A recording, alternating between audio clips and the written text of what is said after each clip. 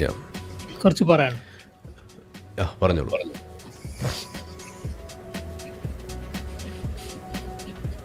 ഒന്ന് ഷെയർ ചെയ്തോളൂ. ഞാൻ ഷെയർ ചെയ്യുന്നുണ്ട്. ഓഡിയൻസ് ഇറങ്ങി ഓടി.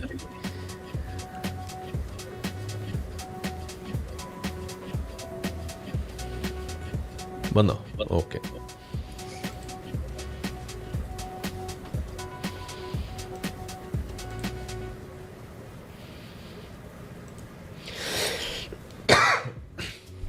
സോറി.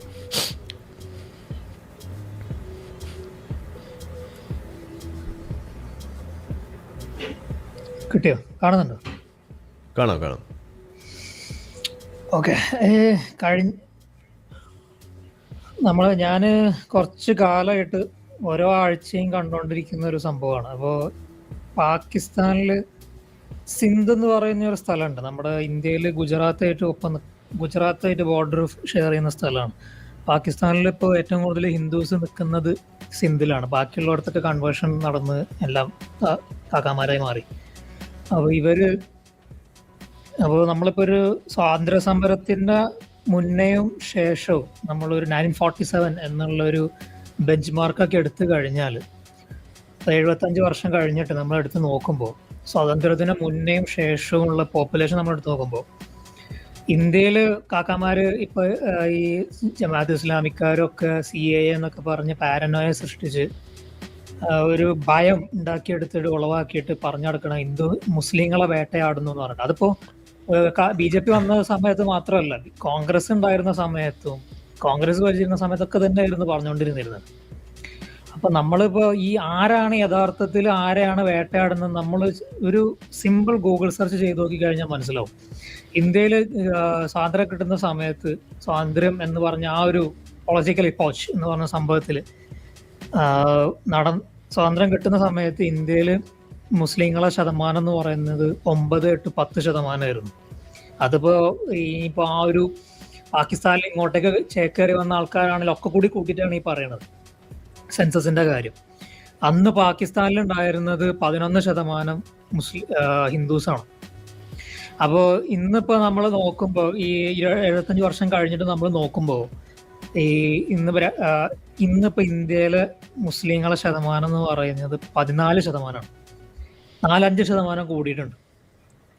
അപ്പോൾ നമ്മൾ ലോകത്തിലെ തന്നെ മുസ്ലിം പോപ്പുലേഷൻ നമ്മൾ എടുത്തു നോക്കുമ്പോൾ ലോകത്ത് മൂന്നാമത് ഏറ്റവും കൂടുതൽ മുസ്ലിങ്ങളുള്ളത് ഇന്ത്യയിലാണ്. 213 മില്യൺ മുസ്ലിംസാണ്. ലോകത്തിൽ ഇന്തോനേഷ്യ കഴിഞ്ഞ് പാകിസ്ഥാനും കഴിഞ്ഞ് ഏറ്റവും കൂടുതൽ മുസ്ലിങ്ങളുള്ളത് ഇന്ത്യയിലാണ്.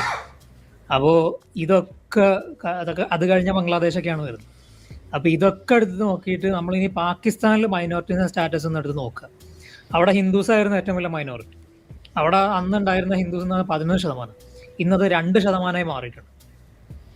അപ്പൊ ആരെയാണ് അടിച്ചൊതുക്കുന്നത്, ആരെയാണ് അടിച്ചമർത്തുന്നത്, ആരെയാണ് വേട്ടയാടുന്നത് എന്നുള്ളത് ഇവിടെ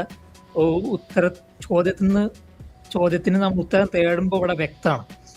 അപ്പൊ ഇനിയിപ്പോ നമ്മളെ പെർപ്ലക്സിറ്റി ബംഗ്ലാദേശും കൂടി ആയി മാറിയതുകൊണ്ടാണെന്ന് പറയും. വീണ്ടും ബംഗ്ലാദേശിന്റെയും പാകിസ്ഥാന്റെയും നമ്മൾ പോപ്പുലേഷൻസ് എടുക്കുമ്പോൾ വീണ്ടും നമുക്ക് കാണാൻ പറ്റും ഹിന്ദുസിന്റെ കണക്ക് ശതമാനങ്ങൾ നമ്മൾ നോക്കുമ്പോൾ പാകിസ്ഥാനിൽ ഉണ്ടായിരുന്ന ഹിന്ദുസിന്റെ ആ ഒരു റേറ്റ് കുറയുന്നത്, അല്ലെങ്കിൽ ക്രിസ്ത്യാനികളിലും മൈനോറിറ്റീസ് ജനറൽ വലിയ മൈനോറിറ്റി ഹിന്ദുസ് ആയതുകൊണ്ട് ആ റേറ്റ് കുറവ് നമ്മൾ നോക്കിക്കഴിഞ്ഞാൽ നമുക്ക് മനസ്സിലാവും പാകിസ്ഥാനിലാണ് ഏറ്റവും കൂടുതൽ കുറഞ്ഞിട്ടുള്ളത്. അത് കഴിഞ്ഞാൽ ബംഗ്ലാദേശിലാണ് കുറഞ്ഞിട്ടുള്ളത്. പാകിസ്ഥാൻ ബംഗ്ലാദേശിന് കേസ് എടുക്കുമ്പോഴാണ്, അഫ്ഗാനിസ്ഥാന്റെ കേസ് വേറെയാണ്. അപ്പോൾ ഈ ബംഗ്ലാദേശിൽ എന്തുകൊണ്ടാണ് മൈനോറിറ്റീസ് അത്ര അധികം സപ്രഷൻ നേരിടാതിരിക്കാൻ കാരണം എന്ന് ചോദിച്ചു കഴിഞ്ഞാൽ അത് ഷെയ്ഖ് ഹസീന എന്ന് പറയുന്ന ആ പുള്ളിക്കാരിയുടെ ഭരണം അവിടെ ഏറ്റവും കൂടുതൽ കാലം ഭരിച്ചുകൊണ്ടാണ്. പുള്ളിക്കാരി ഇങ്ങനത്തെ തീവ്രവാദി സാധനങ്ങൾ, ജമാഅത്ത് ഇസ്ലാമി സാധനങ്ങളൊക്കെ നിലക്ക് നിർത്തിയിട്ടുണ്ടായിരുന്നു. അപ്പോൾ ആ പുള്ളിക്കാരി ഇപ്പോൾ അവിടുന്ന് ഓടിച്ചതിന് ശേഷം ഇപ്പൊ അവിടെ നടന്നുകൊണ്ടിരിക്കുന്നത്, ഇപ്പൊ അതിനുശേഷം മുഹമ്മദ് യൂനുസ് എന്ന് പറയുന്ന പാവേനെ വെച്ചുകൊണ്ട് ജമാഅത്ത് ഇസ്ലാമിക്കാർ കയറി കളിച്ചു.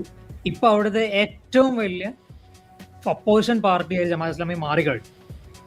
അപ്പൊ ഇതാണ് അവരുടെ പ്രവണത എന്ന് പറഞ്ഞത്. അപ്പൊ തന്നെ നമ്മൾ കണ്ടതാണ്, മുഹമ്മദ് യൂനുസ് ഭരിച്ചുകൊണ്ടിരിക്കുമ്പോ തന്നെ ഹിന്ദുസിനെ കൊല്ലാക്കൊല ചെയ്യുന്നത് നമ്മൾ കണ്ടതാണ്. ഇപ്പോഴത് തുടർന്നുകൊണ്ടിരിക്കുകയാണ്. അപ്പൊ അവിടെ മെയിൻ ഒപ്പോസിഷൻ പാർട്ടിയും കൂടി ആയി കഴിഞ്ഞു, വീണ്ടും അത് തുടർന്നുകൊണ്ടിരിക്കുകയാണ്. ഇനി അടുത്തത് ഭരണത്തിൽ കയറി കഴിഞ്ഞാൽ പാകിസ്ഥാന്റെ അതേ രീതിയിലുള്ള ബ്രൂട്ടാലിറ്റി ഓഫ് കോൺസെൻട്രേഷൻ, അതായത് കോൺസെൻട്രേറ്റഡ് ബ്രൂട്ടാലിറ്റി അവിടെ കാണാൻ പറ്റും.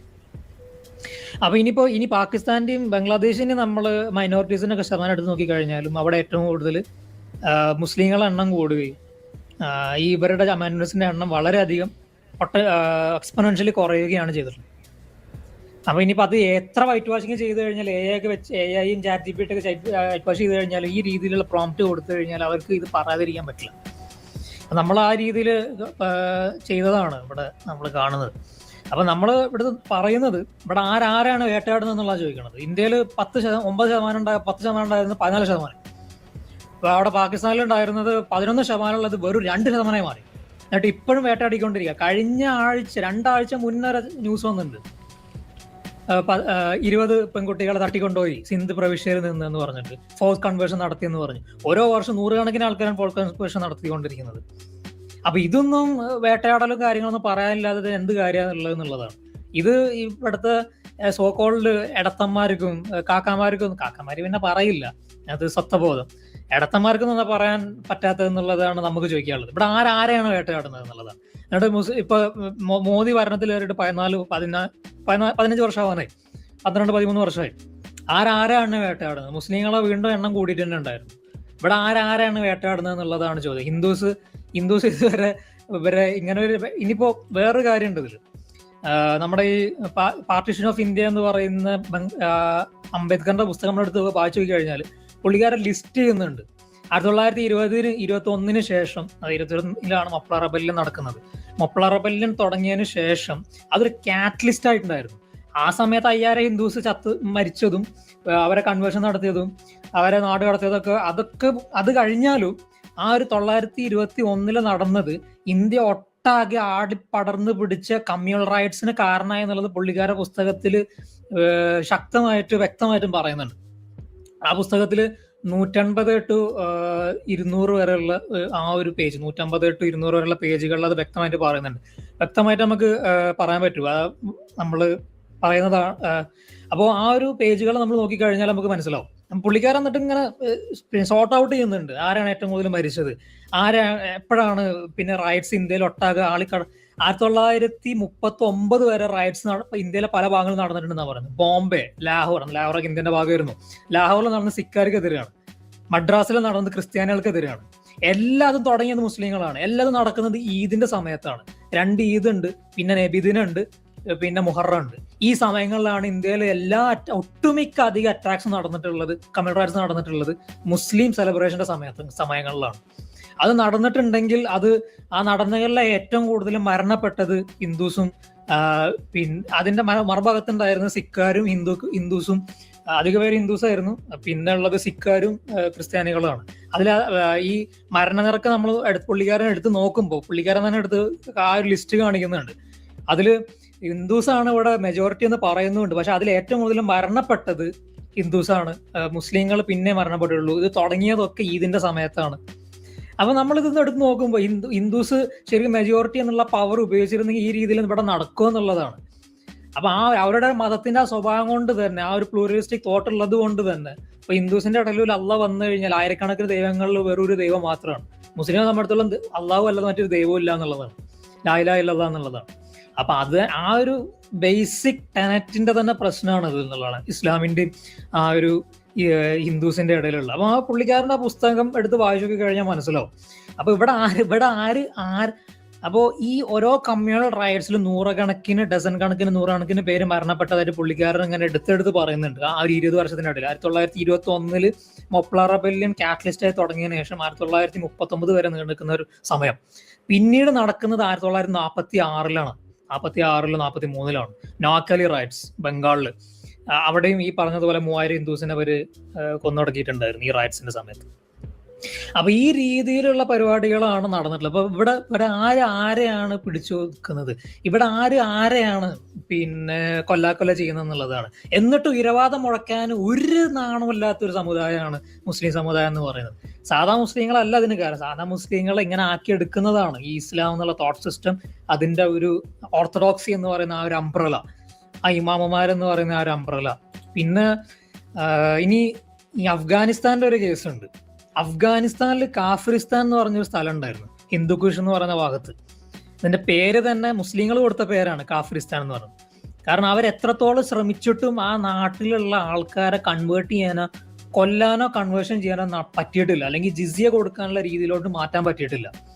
അതിന് കാരണം അവർ പല മലനിരപ്പിന്റെ ഇടയിലായിരുന്നു അവർ ജീവിച്ചിരുന്നത്. അവർക്ക് ആ രീതിയിൽ അതിനെ അഡാപ്റ്റ് ചെയ്തിട്ടുള്ള ഗൊറില്ല വാർഫെയറും അങ്ങനത്തെ കാര്യങ്ങളൊക്കെ പിന്നെ അറിവുള്ളത് കൊണ്ടായിരുന്നു. അവരെന്നിട്ട് ഫോഴ്സ്ഡ് ഇസ്ലാമൈസേഷൻ നടക്കാൻ പിന്നെ അത് പിടിച്ചടക്കിയത് കുറച്ച് 150 വർഷം മുന്നേ എന്തോ ആണെന്ന് തോന്നുന്നു. ഓക്കെ, ഇവര് പിടിച്ചടക്കി കുറെ കാലം പിടിച്ചടക്കാതെ കാഫിറിസ്ഥാൻ എന്നുള്ള പേരിൽ നിലനിന്നു. അതിനുശേഷം പിടിച്ചടക്കിയതിനു ശേഷം നൂരിസ്ഥാൻ എന്നുള്ള പേരിലാണ് ഇപ്പൊ അറിയപ്പെടുന്നത്. അപ്പൊ ഈ നാട്ടിലുള്ള ആൾക്കാരെയാണ് ഖലാഷ് എന്ന് പറയുന്ന ഒരു ആൾക്കാരായിട്ട് അറിയപ്പെടുന്നത്. ഇവര് ഹിന്ദു ചിന്താഗതികളും ഹിന്ദു ആചാരങ്ങൾ കൊണ്ടുനടക്കുന്ന ആൾക്കാരാണ്. ഇപ്പോഴും ഈ ഖലാഷ് എന്ന് പറയുന്ന ആൾക്കാരെ മുസ്ലിം ആക്കിയെന്ന് ഈ അഫ്ഗാനിസ്ഥാനികളും മറ്റേ താലിബാനുകളൊക്കെ പറയുന്നുണ്ടെങ്കിലും അവർക്ക് ഇപ്പോഴും അങ്ങോട്ടേക്ക് കയറി ചെല്ലാനൊക്കെ ഭയമുള്ളത് കൊണ്ട് ഇപ്പോഴും പോളിതെയിസ്റ്റിക് ആയിട്ടുള്ള തോട്ട് സിസ്റ്റം ആയിട്ട് ജീവിക്കുന്ന ഒരു കൂട്ടം ജനങ്ങളാണ് ഖലാഷിലുള്ളത്. പുറം ലോകമായിട്ട് അധികം ബന്ധമൊന്നുമില്ല, കാരണം പുറത്തോട്ട് വന്നു കഴിഞ്ഞാൽ ഇവരെ വേട്ടയാടും. ഈ നാട്ടുകാരാണ് ഈ ഫോട്ടോയിൽ കാണിക്കുന്ന നാട്ടുകാരാണ് ഇവര്. അപ്പൊ ഇവര് നമ്മുടെ ഇന്ത്യയിൽ ഇപ്പൊ ഐശ്വര്യ റോയ് എന്ന് പറയുന്ന ഇന്ത്യയിൽ ചില പൂച്ചക്കണ്ണുള്ള ആൾക്കാരാണ്. നമ്മൾ ഹോളിവുഡിലൊക്കെ നോക്കുമ്പോൾ, ഈ ബോളിവുഡിലൊക്കെ നോക്കുമ്പോൾ നമ്മൾ ഈ പഞ്ചാബ് ഭാഗത്ത് നിന്ന ആൾക്കാരാണ്. ഇപ്പൊ ഋത്തിക് റോഷൻ ആയിക്കോട്ടെ, ഐശ്വര്യ റോയ് ആയിക്കോട്ടെ, ഈ പൂച്ചക്കണ്ണി കലാഷ് ആൾക്കാരായിട്ട് ബന്ധപ്പെട്ട് കിടക്കുന്ന സംഭവമാണ്. കലാഷ് ജനക്കൂട്ടത്തിൽ അധികം പൂച്ചക്കണ്ണുള്ളവരാണെന്നാണ് പറയുന്നത്. എനിക്കറിയില്ല, ഞാൻ പേഴ്സണലി ഇവരെ മീറ്റ് ചെയ്തില്ല. അപ്പൊ ഇവർക്ക് പുറം ലോകമായിട്ട് പുറത്തോട്ട് വരാൻ പറ്റാത്തത് കൊണ്ട് പുറം ലോകത്ത് വന്നു കഴിഞ്ഞാൽ, അല്ലെങ്കിൽ ആ ഒരു അഫ്ഗാനിസ്ഥാൻ ആ ഒരു നൂരിസ്ഥാൻ അല്ലെങ്കിൽ കാഫിറിസ്ഥാൻ എന്ന് പറഞ്ഞ ആ സ്ഥലത്ത് നിന്ന് പുറത്തു വന്നു കഴിഞ്ഞാൽ ഇവർ വേട്ടയാടും. അപ്പൊ അതുകൊണ്ട് ഇവർ ഇതിന്റെ ഉള്ളിൽ തന്നെ നിന്ന് ജീവിക്കുന്ന ഒരു കൂട്ടം ജനങ്ങളാണ്. അപ്പൊ ഇവർക്ക് ഇപ്പോഴും ഹിന്ദു സിസ്റ്റവും പോളിതെയിസ്റ്റിക് ആയിട്ടുള്ള കുറെ ദൈവങ്ങളൊക്കെ ഉള്ള ഒരു സംസ്കാരമായിട്ട് കൊണ്ടുനടക്കുന്ന ഒരു കൂട്ടം ജനങ്ങളാണ് ഇവർ. ഇപ്പൊ 3000 പേരെന്തുകൊണ്ടെന്നാ പറയുന്നത്. അത് ഈ നമ്മൾ നേരത്തെ മറ്റേ ടിബറ്റിന്റെ കേസ് പറഞ്ഞതുപോലെ ഇതിങ്ങനെ വിഴുങ്ങിക്കൊണ്ടിരിക്കുകയാണ്. അത് അഫ്ഗാനിസ്ഥാനിൽ ഇപ്പൊ താലിബാൻ കയറിയതിനു ശേഷം കൂടുതലായിട്ട് വിഴുങ്ങൽ നടന്നുകൊണ്ടിരിക്കുക എന്നുള്ളത്. അവിടെയും ഈ പറഞ്ഞതുപോലെ നമ്മൾ പാകിസ്ഥാന്റെ കഥ പറഞ്ഞതുപോലെ ഈ പെൺകുട്ടികളെ തട്ടിക്കൊണ്ടുപോയി റേപ്പ് ചെയ്ത് മതപരിവർത്തനം നടത്തുന്ന പാകിസ്ഥാനികൾ ഏതുപോലെയാണോ UK പോയിട്ട് ചെയ്തത്, പാകിസ്ഥാനിൽ ഏതുപോലെയാണ് സിന്ധിൽ ചെയ്തുകൊണ്ടിരിക്കുന്നത്, അതേ പരിപാടിയാണ് ഇപ്പൊ അഫ്ഗാനിസ്ഥാനിലും ഈ താലിബാൻ അങ്ങനത്തെ സാധനങ്ങളൊക്കെ ചെയ്തുകൊണ്ടിരിക്കുന്നത്. അപ്പൊ നമ്മൾ ചോദിക്കുന്നത് ആരെയാണ് അടിച്ചമർത്തുന്നത് എന്നുള്ളതാണ്. ഇപ്പൊ ഇതൊക്കെ തടയാനായിരിക്കണം CAA ഇവിടെ കൊണ്ടുവന്നത്. പക്ഷെ CAA മര്യാദയ്ക്ക് പ്രാബല്യത്തിൽ വരുത്താനും അപ്പോഴേക്കും ഇവിടെ ഇരവാദമായിട്ട് കുറെ മൊണ്ണകൾ ഇറങ്ങി.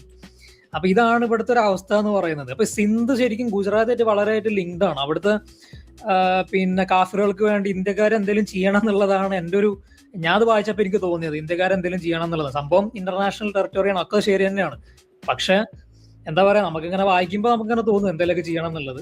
ഇന്ത്യക്ക് എന്ത് ചെയ്യാൻ പറ്റും എന്നുള്ളതാണ് അടുത്ത ചോദ്യം, ഇന്റർനാഷണൽ ബോർഡർ ആയതുകൊണ്ട്. പിന്നെ അപ്പൊ ഇതാണ് സംഭവം.